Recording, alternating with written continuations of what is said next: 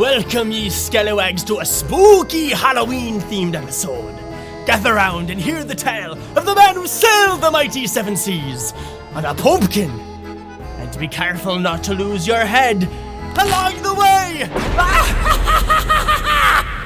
Halloween, that spooky time of the year when kids parade around dressed as ghouls and demand enough sugar to euthanize an African elephant. For me, nothing represents Halloween more than the sudden appearance of pumpkins. I love pumpkins. Pumpkin spice, pumpkin rice, pumpkin dice, and pumpkin ice. The season just isn't complete without eating them, carving them, and throwing them at unsuspecting children. You should have ducked! But what if I told you there are some people who grow the biggest pumpkins you've ever seen, hollow them out, and then race them down the river? It all started with one man who they call the Pumpkin King. You don't want to mess with this man, okay? As a Windsor, Nova Scotia native, he dropped out of school at age 12. That's 7th grade. And he dedicated his entire life to growing the biggest pumpkins he could. He even has his own theme song. His name, Howard Dill. Yeah, it's pretty catchy. It's pretty catchy. Howard Dill. That's right, Howard Dill. Born in 1934, he was fascinated by how big pumpkins could get. He would take male flowers from one plant and combine them with the flowers from another. He had notebooks full of what worked and what didn't. I can only imagine what life in his house was like. Howie, please come to bed. It's late. You know I can't do that, Hilda. One day these pumpkins, they're gonna pay the bills. You'll see. You'll all see. But after Howard's growing days were behind him, he started a company selling the seeds from his world-class pumpkins called Dill's Giant Atlantic. Eventually, his son Danny Dill took over the company, and in 1999, Danny started a festival to celebrate the giant pumpkins called the Windsor Pumpkin Regatta. This festival also featured the world's first giant pumpkin boat race. Yeah, you heard that right. Giant pumpkin boat race. They're climbing into these things and racing them down the lake. There they go. Look at that. They're strapping motors to them and just... Quick side note. While this was the first official pumpkin boat race, this was not the first person on record to set sail in a pumpkin. That title was earned by Wayne Hackney in 1996. Being a giant pumpkin grower himself, he fastened a motor to a 729-pound pumpkin, dubbed the watercraft the Mighty Mabel, and sailed it across Candlewood Lake in Connecticut.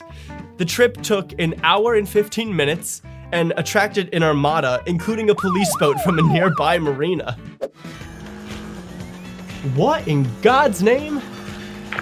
Yeah, calling it a 510 on Candlewood Lake.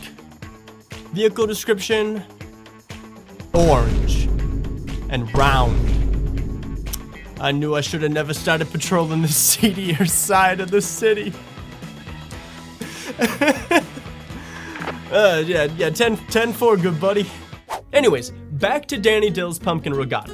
This annual tradition featured a giant pumpkin weigh-off, followed by a race across Lake Pessaquid in Windsor, Nova Scotia. The course is a half mile or about 800 meters from start to finish, and the undisputed champion of this race was Leo Swinimer. Look at this man. He won 6 out of the first 10 races, including one at age 73. Now, there are 3 types of classes to these races. You got motor, experimental, and paddling. The paddling class is the most popular, at least in terms of entries. Heck, nowadays, you even have Facebook pages posting memes like this leading up to the competition. Pretty bad. Oh, is that all you got? No. Oh. There you go. I think you're ready, kid. In 2008, 60 people entered the race, and there were over 10,000 people in attendance. Heck, even some celebrities now wanted a piece of the pie. Get it? Cause pumpkin pie, yeah.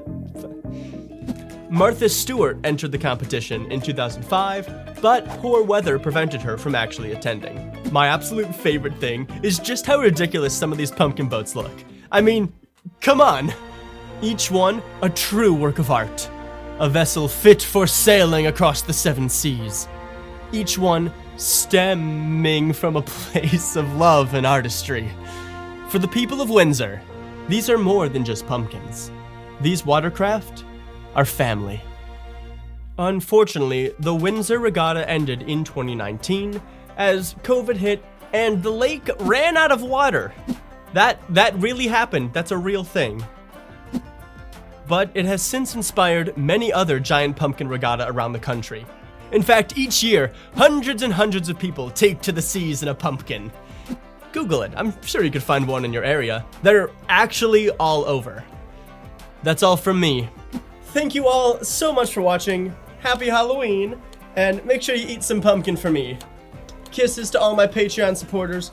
Laura, Mira, Dan, McHorse, Caleb, you guys are the real MVPs. I will see you all next time!